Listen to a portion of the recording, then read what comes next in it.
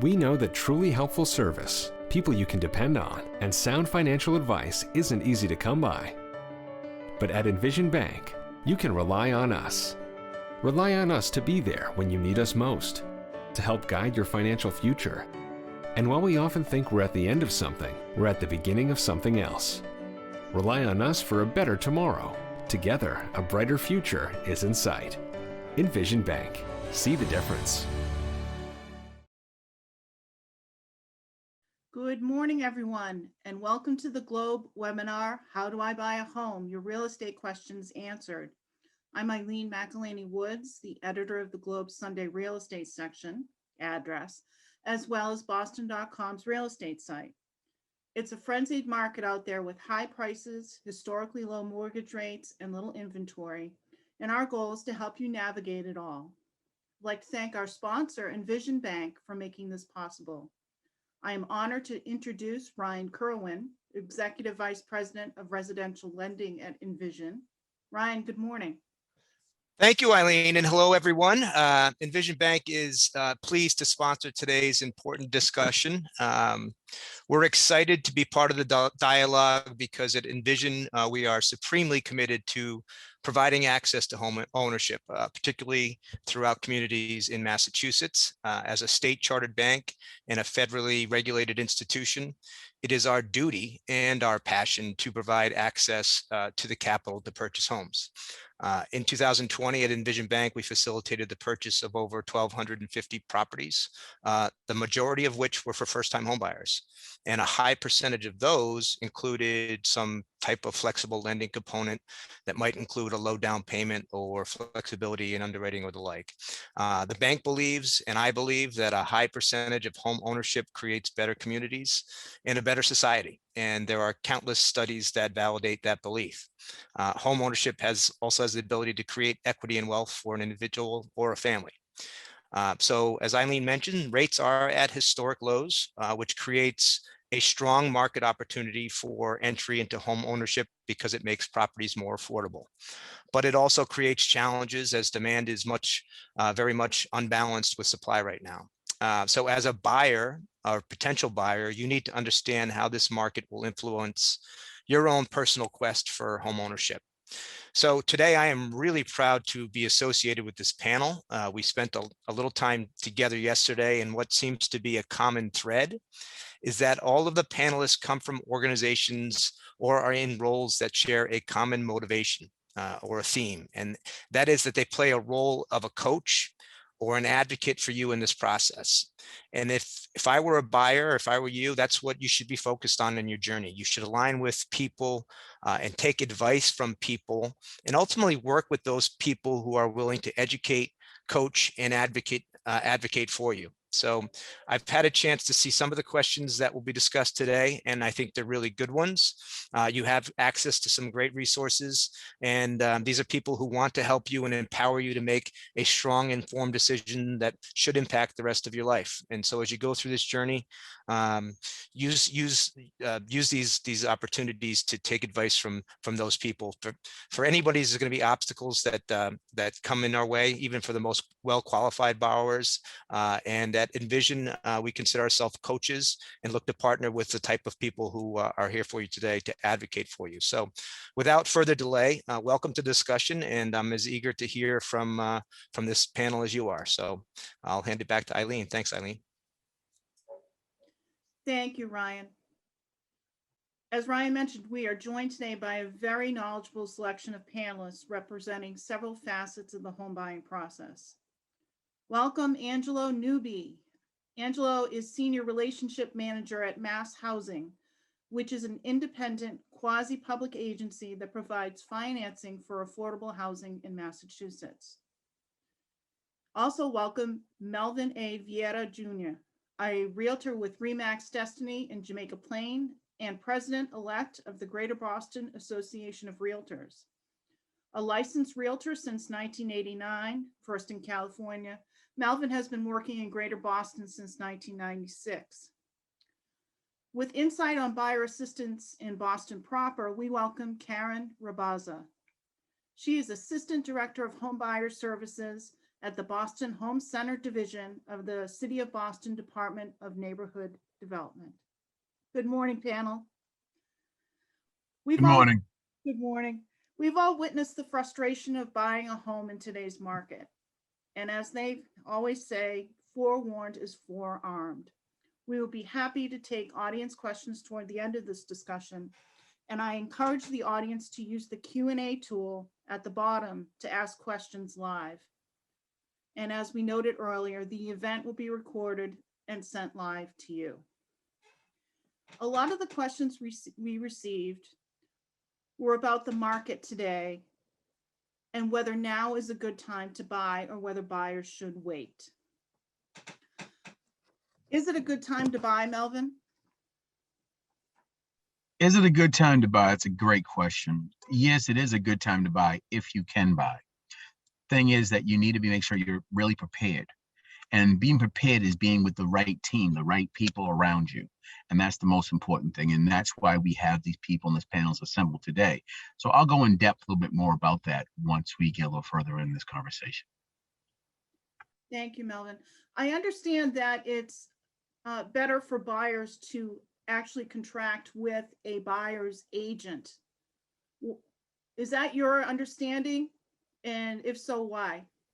Yes, it is important that you contract with a buyer's agent because the buyer's agent represents you, okay, exclusively you. The buyer agent does not represent the seller, and that's why you must ask how the buyer agent represents you, especially here in the state of Massachusetts. And there are 5 different types of agencies in the state of Massachusetts. To understand, one of the agencies is called a seller's agent. That agent represents that seller exclusively. There's another type of agency that's also in the state of Massachusetts, and that is actually called the facilitator.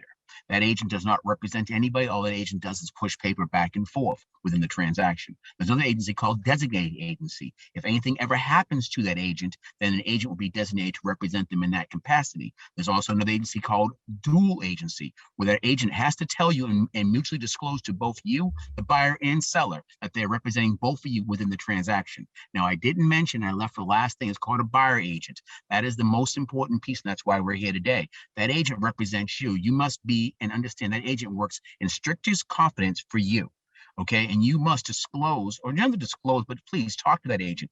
Give that agent everything you're looking for, because if you don't do that, the agent's not a mind reader. The problem is, a lot of times, people think that their agent knows what they're talking about, and they don't. I always tell my buyers, number one, is please write a list of exactly what you want, and then send me the list, and then we will discuss it. Then you need to get a lender who you'll have a partner with, who's going to work with you. But there's deeper things we can go and talk about, but I know that there's other people in the panel that can also discuss this as well. Thank you, Melvin. And we've also heard about people being outbid and the importance of putting in a strong bid at the beginning. Angelo, do you have some advice for people on how they can put in a successful bid in this crazy market? Angelo, you're on mute. Hello. The first piece is come to the table educated. And as Melvin mentioned, and also Ryan, there are a lot of opportunities out there to prepare yourself to build the proper team, whether it be the loan officer, the realtor, the counseling agency that provides the education. There are many partners that play a part in this process. And there are resources that are available throughout the Commonwealth that the prospective home buyer can seek out. Many of these resources are by community. Some of them are through statewide agencies, like the Federal Home Loan Bank, that has resources available that can be leveraged with other resources. There are many lending institutions, and Mass Housing also has programs that can be utilized statewide.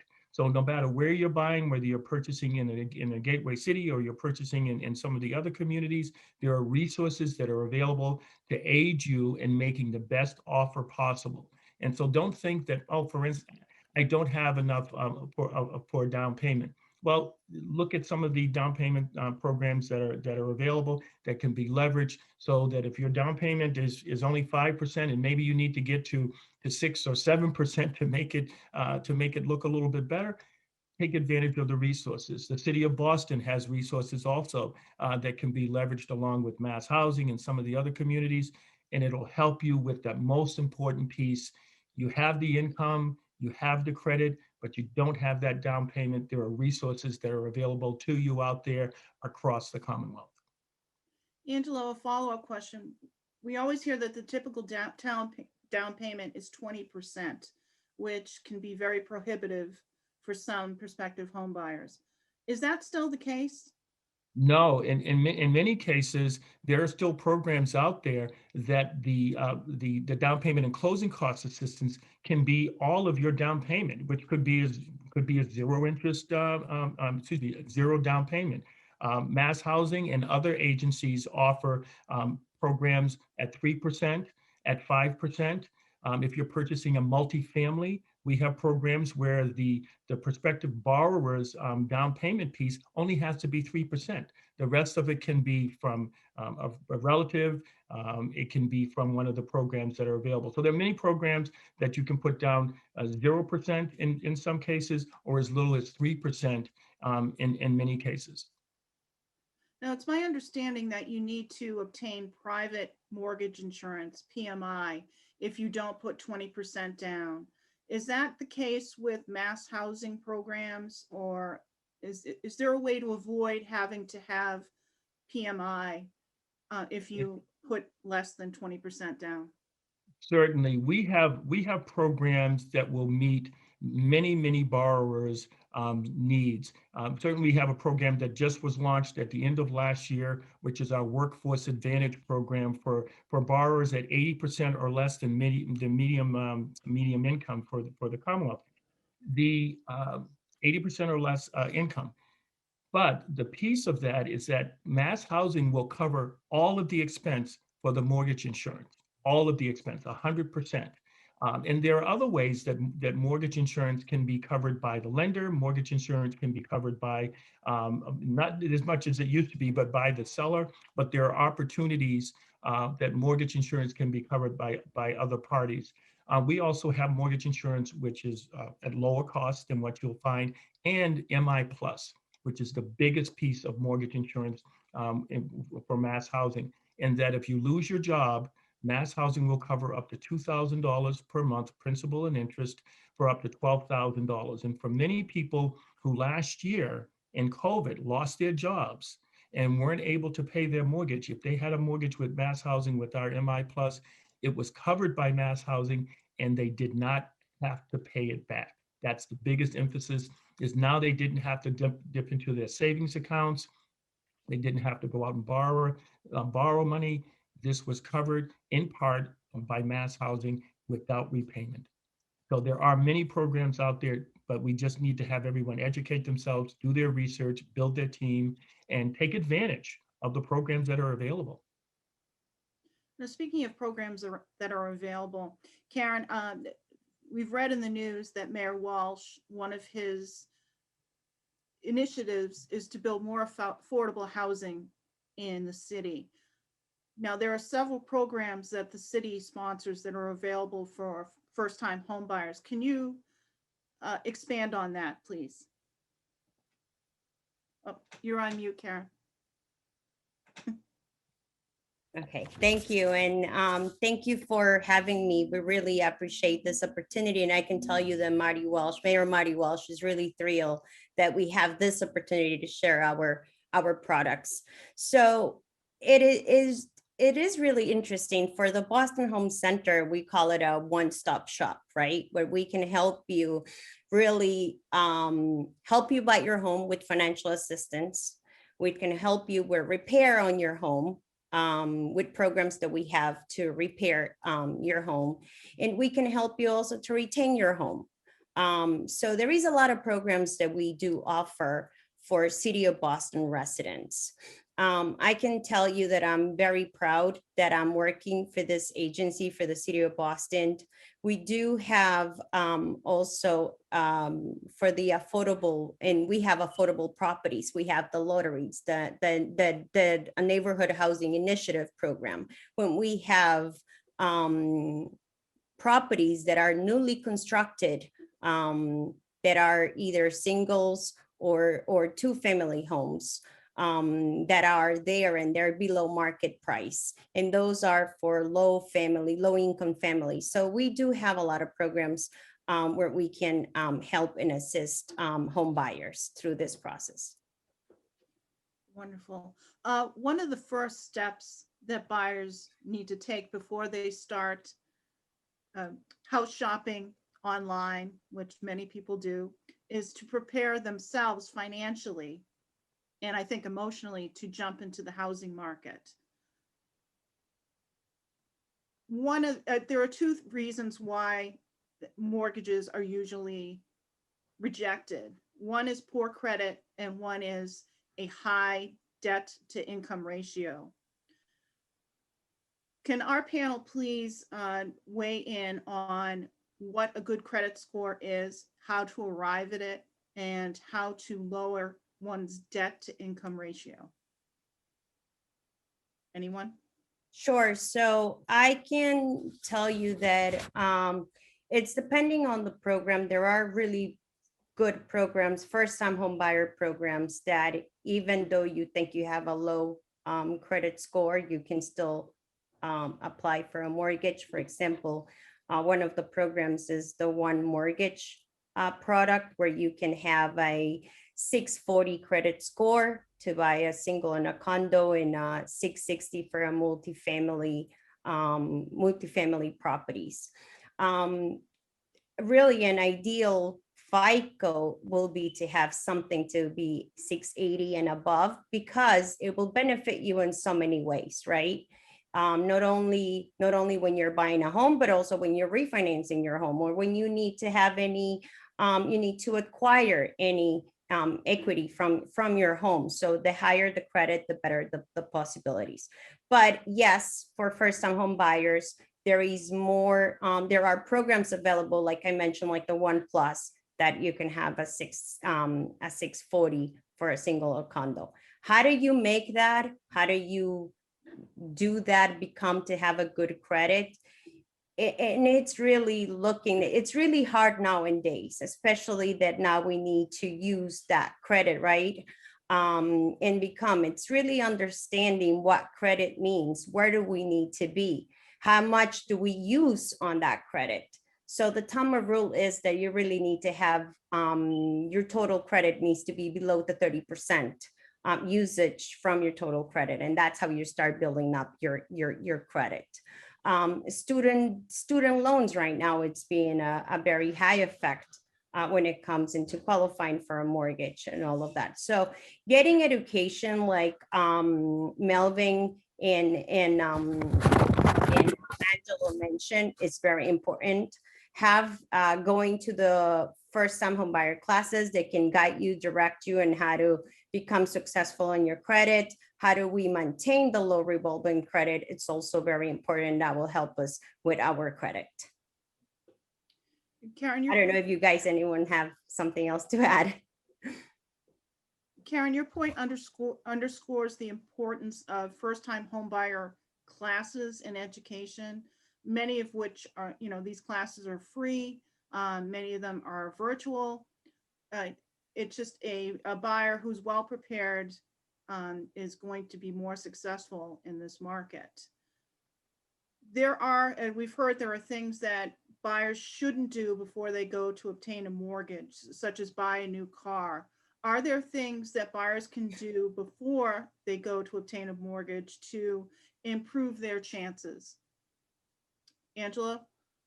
Certainly, the best thing to do is to pull your credit, and there are free options out there. Certainly, everyone sees those commercials on a daily basis, but preannualcreditreport.com or annualcreditreport.com is a great place to go. Many of these sites do offer at a minimal cost to take a look at your credit score. But one thing to remember, especially for you, for those prospective first-time home buyers, lenders are looking at credit scores from Experian, Equifax, and TransUnion. Those are the three primaries. So if you're pulling your credit score from someone other than those three primary resources, it probably is not going to be as effective and not going to be looked at by the lenders. So The credit counselors, the nonprofits are there. And it's actually as part of the first-time homebuyer classes, many of them offer as an extended training piece to sit down with you and go through your credit on an individual basis, looking at your maybe some of the challenges that you might have had in the past. Maybe there's some student loan issues that you need to be resolved. These nonprofits who are our partners, because as a quasi, we can't do it without our realtor partners, our lender partners, and our nonprofit partners. They play an intricate role in ensuring that you're on that path. So it may not be next month, maybe it's 3 months, maybe it's 6 months, but they can help you along that path. Now, once you have raised your credit score and got yourself at a decent debt to income ratio, what is the next step for a mortgage? There's a difference between being pre-approved for a mortgage and I'm blanking on the other term, but there's definitely, Angelo, you know what I'm grasping. Yeah, pre-qualification or pre-approval.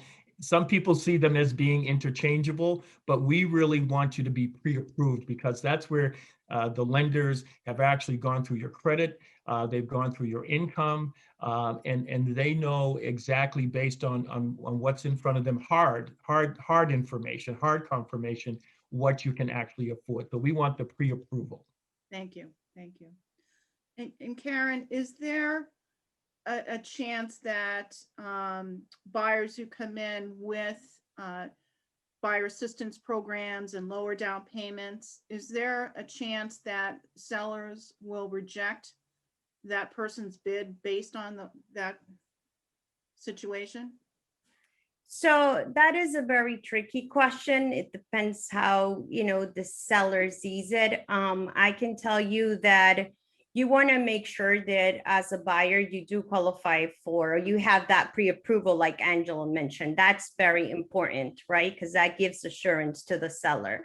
The other thing is that if you're working with someone or having the down payment assistance, in this case, for example, the City of Boston, we do issue pre-qualifications, which is kind of like a pre-approval. So you want to make sure that you provide all the information and just kind of like give assurance to that seller that what you are obtaining, it's not 100% guaranteed, but it's like 80% almost guaranteed.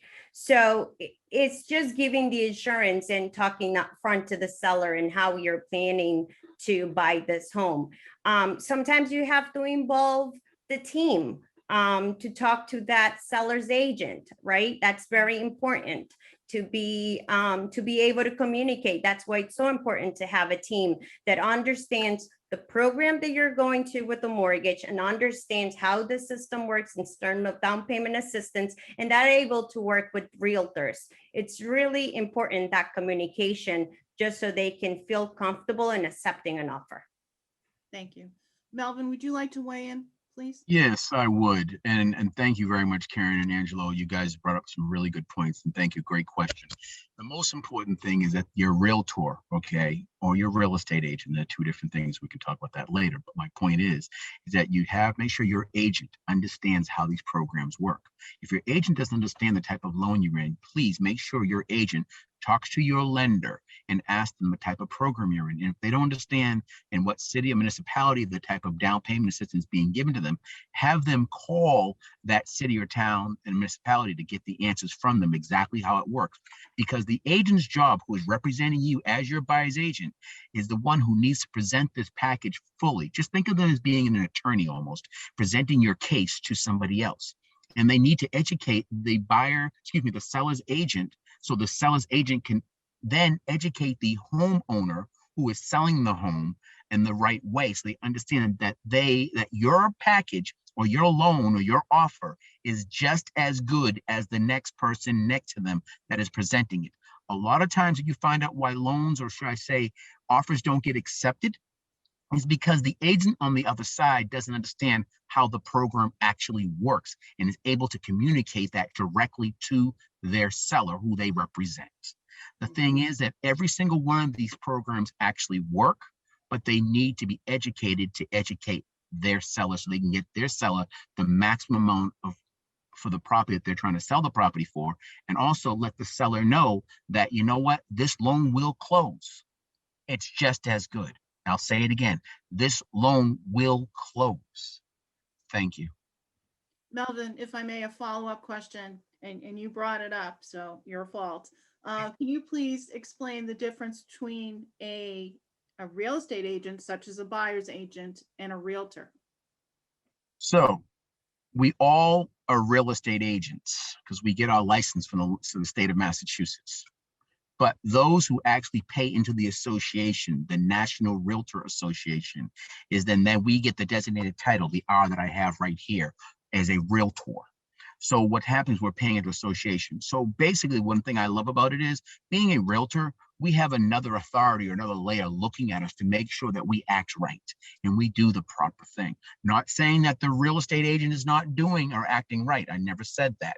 What I'm saying is we have just another layer to double check. So it's like this. You can report that real estate agent to the licensing board, but being a realtor, you can report us to the licensing board as well as to our association, where I'm so happen to be the president-elect of the Greater Boston Board of Realtors, okay, association. So you can report us to them. And then what happens is we have other eyes looking at us to make sure that we're doing the right thing. I'm not saying no one is not going to do the right thing by you, but that's the difference, okay? And understand the National Association of Realtors is one of the largest lobbying groups who actually lobbies, okay, in regards to helping sure that home ownership stays in place and other things such as taxes and other things that go on within your community. Matter of fact, I've actually had an opportunity to testify in front of the city council, in front of the state senate, in regards to a lot of different policy issues that have happened throughout the Commonwealth of Massachusetts, as well as the local area of Boston. So that is what the association does for you in regards to keeping home ownership and making sure that you are the buyer and the seller are the primary entity in the transaction. Thank you. You hear often about prospective buyers being outbid and outbid and outbid again. You hear talk of people submitting bids without a home inspection contingency, which opens them up to a lot of risk should there be issues such as structural problems later on. You hear about people writing letters to the sellers. How can bidders stand out in this market? Melvin? Writing letters, let's just go there first. Writing letters, please do not write letters. Love letters can fall into a whole nother problem. Do not write anything about a child. Do not write about you love the neighborhood. You think it's a safe neighborhood. None of that should ever be put in that letter. That will cause a fair housing and it could raise red flags. Okay, so that if any agent tells you to write a letter, please do not do that. Number two, when we talk about doing no home inspection, I do not recommend none of my clients never to waive their home inspection unless they feel they want to. And if they do, I'm going to have them write me a letter or write me an email saying they're waiving the home inspection. Okay, it is up to you in that case, but I always recommend every single person does a home inspection because when I teach, I've been teaching first-time homebuyer classes for over almost 20 years now for the city of Boston, as well as for other organizations that are in the area that have been doing it. My point is that we always talk about the home inspector being your best $400, $1,000 insurance policy on a $400,000 or $1 million, $2 million purchase. So that's my suggestion to you.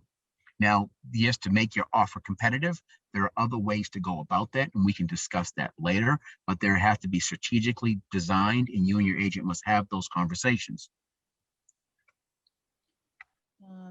Would anyone like to take a minute to explain how to stand out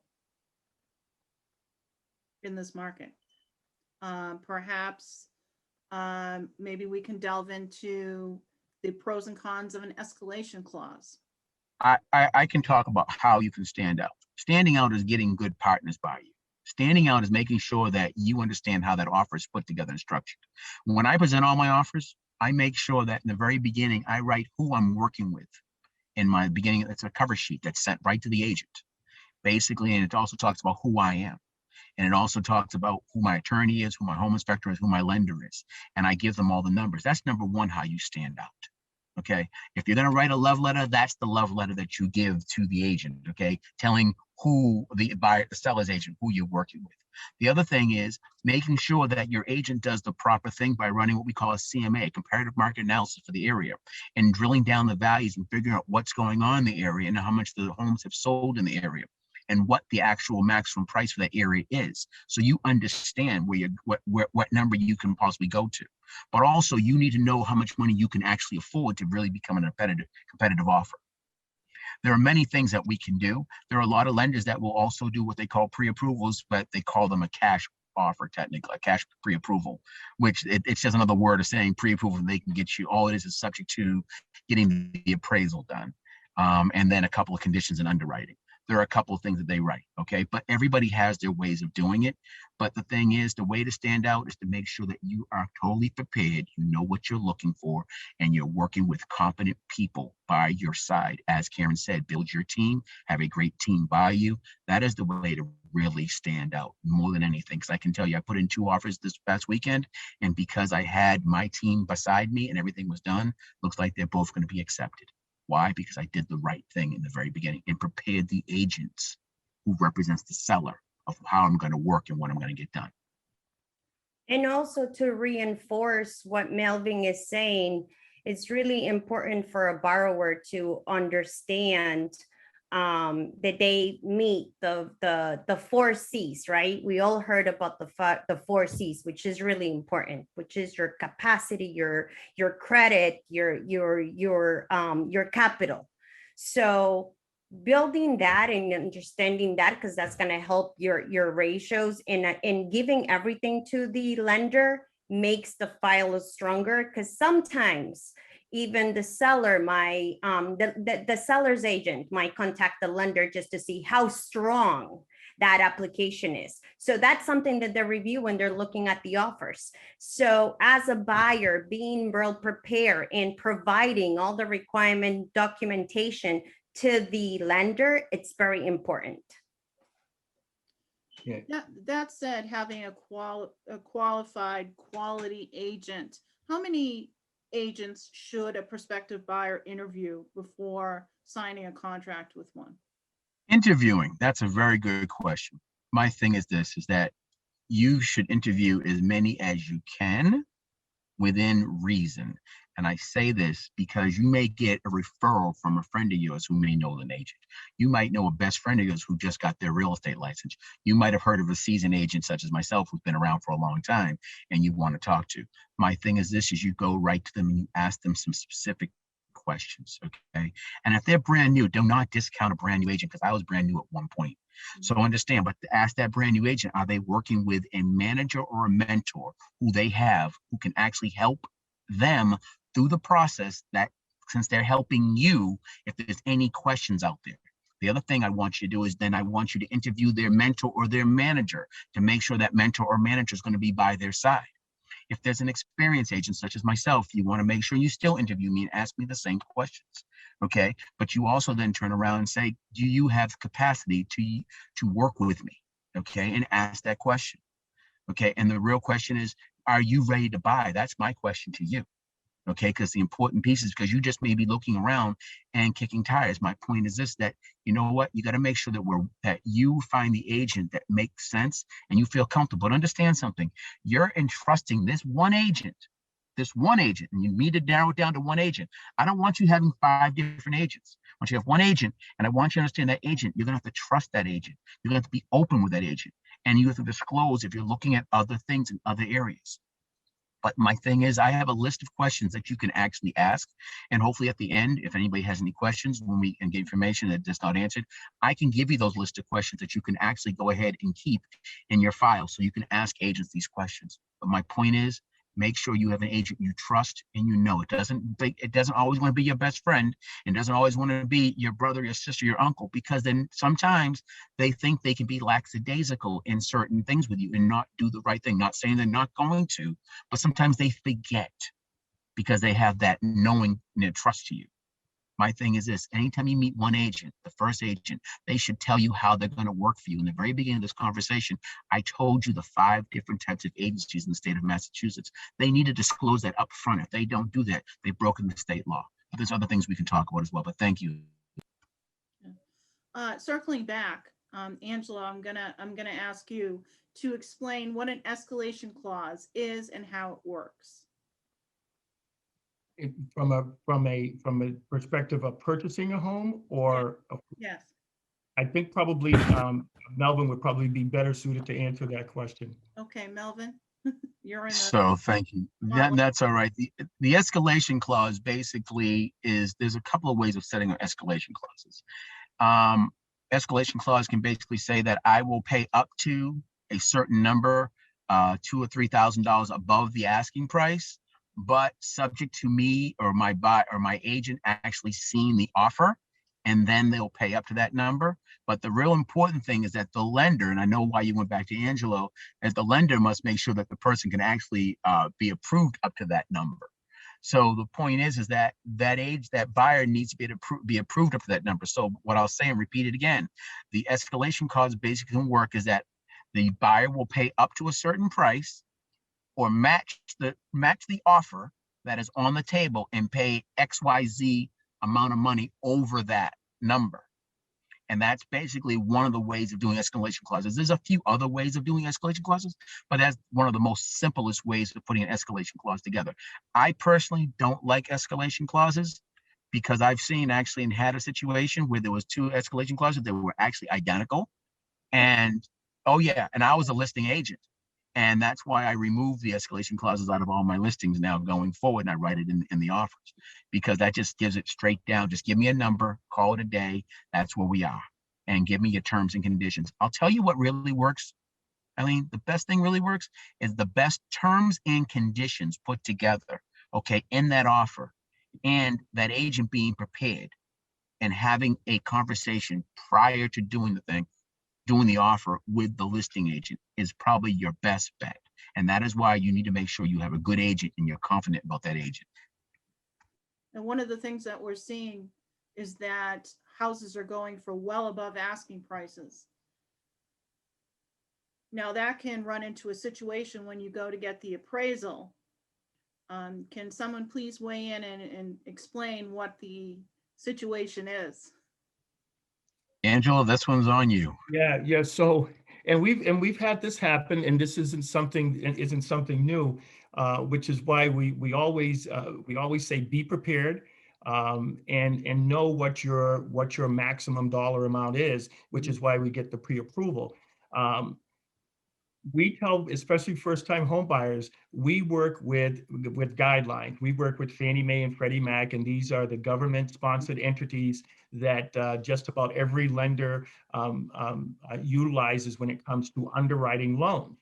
And there are certain mortgage guidelines where they say, hey, this is the maximum mortgage that we can give you based on Fannie Mae and Freddie Mac without getting into jumbo loans. And we're dealing with first-time home buyers. So most first-time home buyers aren't going to be buying single-family $1 million homes. They may be buying multi-family $1 million homes, but the point is that there's a maximum loan amount. And if the maximum loan amount, for instance, for a single family or condominium is approximately, say, $548,000. So the first-time home buyer says, well, I found a home. It's $600,000. And the appraiser comes back and says, well, yes, it's $600,000. The maximum loan amount that we can give you is $548, say. So the difference, you have to come up with that difference, because that's the maximum loan amount that we can give you. But say that property now ends up selling because everybody bid it up to $650,000. You come back to the lender and the lender says, well, our appraiser says it's only worth $600,000. Do you now have the difference between that 548 and now that additional $50,000 sitting in your bank account that you can pay? And there are some borrowers that will come up with that money because they want that property. But from a perspective of a first-time home buyer, we don't want them going out on a limb. We want to set people up to succeed. We want to set people up so that they can live in that community, so that they can build equity. We don't want to put them in a situation where they're overpaying for a property. And even though they're willing to overpay, we will not put them in that situation, because that's not sustainable, affordable housing. That is not safe for us. It's not safe for the community. And this is me being kind of a housing advocate. I'm saying it's not safe for the community. I'm saying it's not safe to build on kind of that a little bit of rocky foundation. But ultimately, if you overbid too much, it's not good for anyone. And it's not sustainable. And you have lenders and you have organizations similar to Mass Housing and other housing finance agencies that can't support that, because it's not best for the homeowner. Now, Angela, I want to leave one thing. It's called being not cash poor, but house rich. Right. now, Melvin, your board today put out a report that said that the median home price for a single family home in Greater Boston was $614,000 in February, and it was $579,000 for a condo. I know that a lot of people in the audience want to know, what is it going to take to put the brakes on this seller's market and bring prices, the escalation of prices to, slow it down? I love this question. We have to continue to build within the city of Boston. The problem is with the city of Boston is we don't have enough land out here to do anything. So we're going to have to build up what we call condos, or we're going to take what part of urban planning. We're going to have to turn a lot of these places into more condos so we can go ahead and bring down some of the values. The problem is this is called supply and demand. When you have supply and demand, you're in a situation right now because of the pandemic. What's happened is, you notice, for the single families, a lot of people are not buying condos, they're moving to single families. And we don't have the land right now for single family. I'm glad that the Walsh administration has turned around and allowed people to go ahead and take smaller parcels and build homes on those smaller parcels, which then is going to help kind of break down or help cut in that demand. But if we don't continue to build, 7,000 new homes every single year, okay, within the city, we're going to be really in trouble. And that's from rentals that goes to condos as single families where we can put them in and make that happen. The thing is that our housing, our last boom of housing stock was back in the 80s. Now, 68% of that stock was built back then. So if you think about it, 32% of it was just built from the 80s till now. We still got, and we have a high influx of new people coming in this city every single month. We have the colleges, we have everybody coming in. So we're running out of space, and we have to continue to do these things. The one thing that I'm hoping that we're looking at right now is, because of the lack of housing, that we're getting ready to get an abundance of commercial space. And I'm hoping, because the pandemic has shown that a lot of people can work from home, that a lot of people are not going to be returning back to work, or they'll be creating a smaller footprint, that a lot of these commercial buildings, they'll think about retroing them and turning them into housing and creating that type of housing within that areas. Because we're also noticing right now that our biotech companies are coming into the city of Boston, and they're actually turning a lot of these buildings into biotech firms, because they're realizing that's the next surge that's possibly going to happen. So I hope that we're going to start looking forward and looking at a lot of these commercial, or should I say office spaces, and converting that, which will help then cut down on some of the housing shortage. So we got to make sure that we promote and advocate more housing so we can actually bring the price down. But we also need to get the median income up as well. Okay, and we need to start getting, more money into people's pockets so that they can afford to buy these things, so they can stay and live in the city as well. So there's a catch-22 to this whole thing, but you're right in what you just asked me. And that's one of the ways that we can possibly do it. Karen, what is your perspective on this? Well, I agree with Melvin, and I can tell you that the city is working really hard to work with creating more housing, right? There is the Housing 2030 project from Mayor Marty Walsh. So that it's going, and it continues to grow. There is a lot of people working to make it happen and to make Boston more affordable, not only with affordable housing, but also creating programs. We just created one of our programs is a financial assistant in conjunction with the mortgage product. that it's allowing low income families to be more competitive and be able to afford a Boston by increasing purchasing power, by allowing them, by giving up to $50,000 per buyers, right? So that's a very successful program. And it works in two ways. One is by reducing interest rate on a mortgage product, and also by enhancing down payment and closing cost assistance. That's one of our ways of helping. The other way is we recently increased our regular first-time home buyer financial assistance, because we understand that buyers need to be competitive and they probably need to do or be able to increase their affordability, right? So, and purchasing power. So our financial assistance now could offer up to $30,000 for singles and condos, up to $35,000 for multifamilies, two families, and up to $40,000 for 3-family homes. And these ones are to help home buyers. Not only we're helping our low and moderate income families, which is, 100 to the AMI and below, but now we can also assist home buyers that make up to 135% of AMI. So we are working in this. We know there is a problem, and I can tell you that the city and the administration of Marty Walsh is really focused in making Boston affordable and working with housing. So it's in the works, and it's an everyday talk, an everyday topic in our side. Now, I'd like to open up to audience questions, and I'm going to conduct this like it worked in grade school. If you'd like to field the question, please raise your hand. Okay. One audience member wonders what kind of fees and expenses should he or she be aware of after the purchase of a home? So can she, when you mean fees, is I think like that after she becomes a homeowner, or I like think what? the question of expenses, what kind of expenses should one expect after they purchase a home? Well, now, I mean, when you do, buying versus renting, right? Now you have a water bill. So you're responsible now of a water bill, something that you're not when you're renting a property. Utilities, you still pay the same utilities.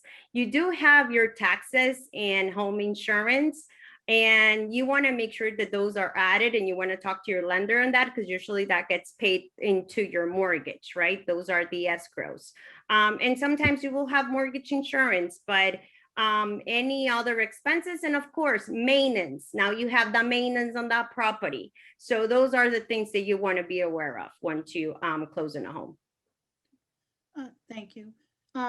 Melvin, audience Angelo, member. Angelo has his hand up. Oh, Angelo, go ahead. Oh, I just wanted to add to Karen's comments that if you're purchasing a condominium, remember that there are HOA fees. And more specifically, if you're buying a multifamily, and we know there are a lot of communities out there with multifamilies, 2s, 3s, and 4s, you have to be prepared as a property manager, just not a homeowner, realizing what the laws are in Massachusetts, realizing that you need reserves, and you're dealing with 3 heaters, you're dealing with lead paint, you're dealing with all of these other things that might come about, because now you're managing a property, you're just not living in that single unit. Now, Melvin, can you talk about commissions and fees that a home buyer may have to contend with when purchasing a home? Well, I have to be careful when I say commissions, because we have an antitrust in regards to what we can talk about. But what I can say is this, is there is a situation that has just taken place in regards to the fees being paid by the buyer to the buyer's agent. And my thing going forward is that you will probably see a piece of paper, a document coming from the realtor or the real estate agent who's representing you as your buyer's agent, will tell you how much money you might be paying for them to represent you in the transaction. And that will be part of, and every agent should be using a buyer agency contract anyway with you, but that'll be put in there saying how much money that you'll be putting out. That number is a number that you will discuss with that agent and what their number that they want to charge you, or what number is, but that's where that's going to happen. Traditionally, what happens is traditionally the agent would actually get paid through the actual, it will be the MLS, the multiple listing service will state an actual fee, and we'll talk about the actual fee that the agent will be paid, and that's how the agent normally receives their money through the transaction. It's like this, what we call the chicken or the egg. What happens first?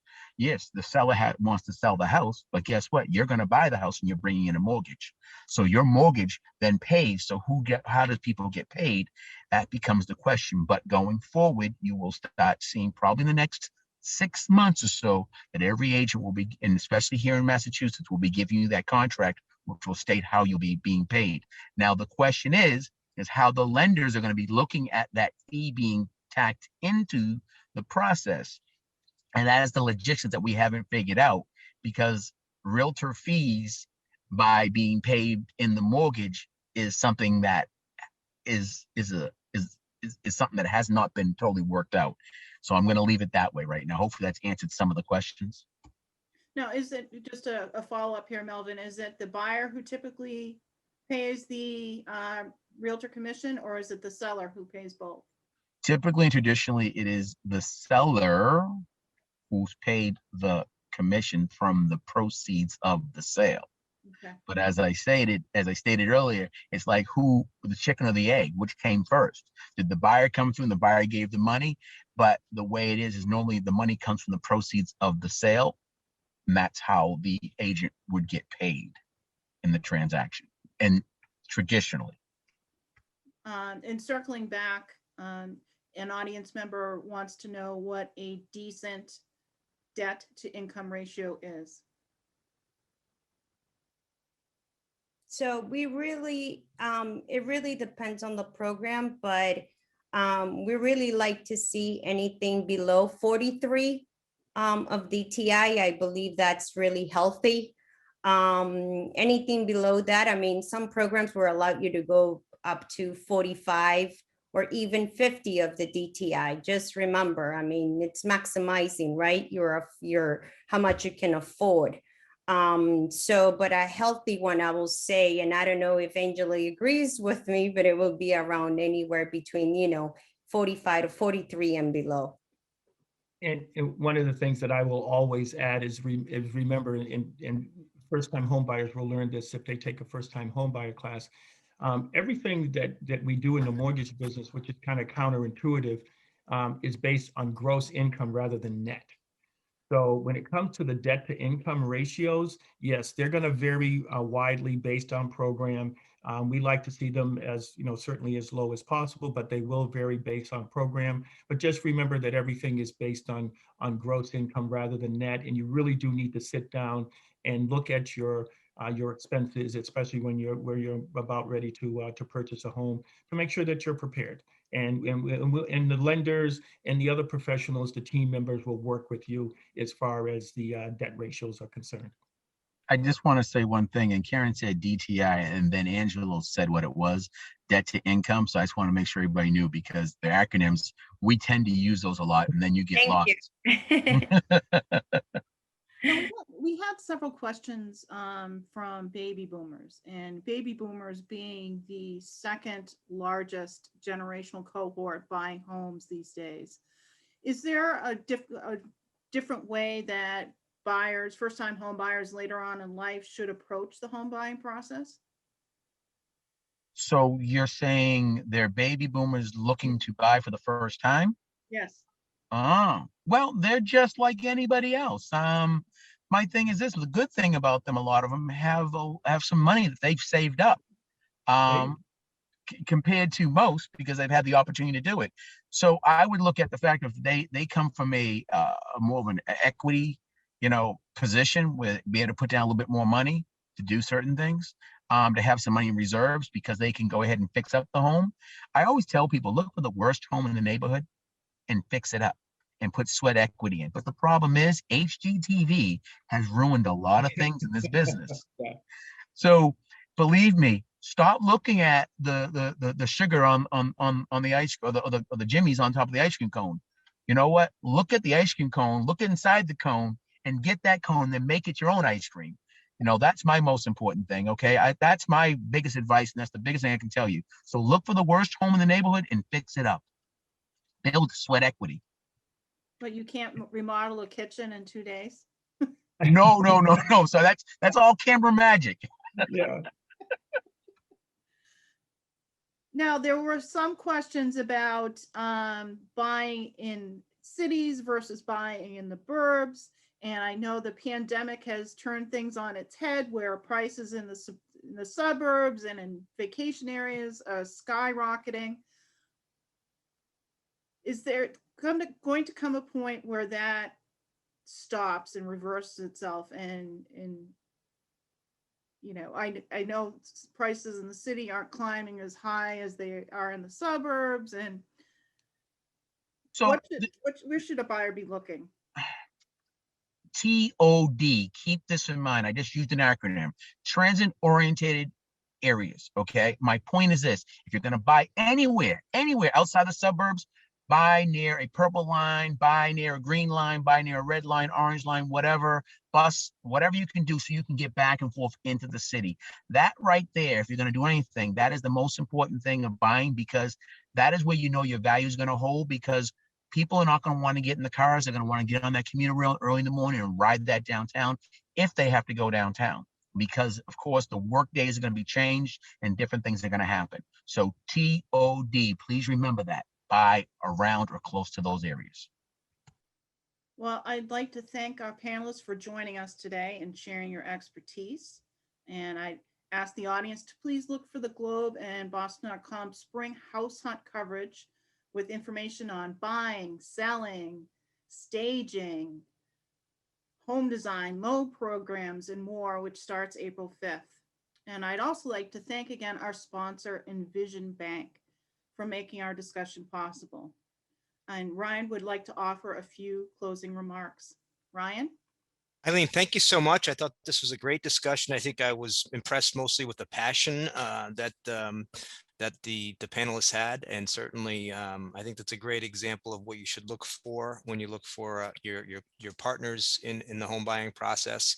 I did look through some of the 76 questions that have come up in the chat, Eileen, and I'd say I was sort of like chomping at the bit to get in there and answer a few, but I guess my point is that each one of those questions is very individual focused and could take 15 to 20 minutes just to answer some of the variables for each question. And I think I put those two things together. The message I heard most today was you want to find people who are going to coach and advocate for you during this process, whether that's a lender, a realtor, an attorney.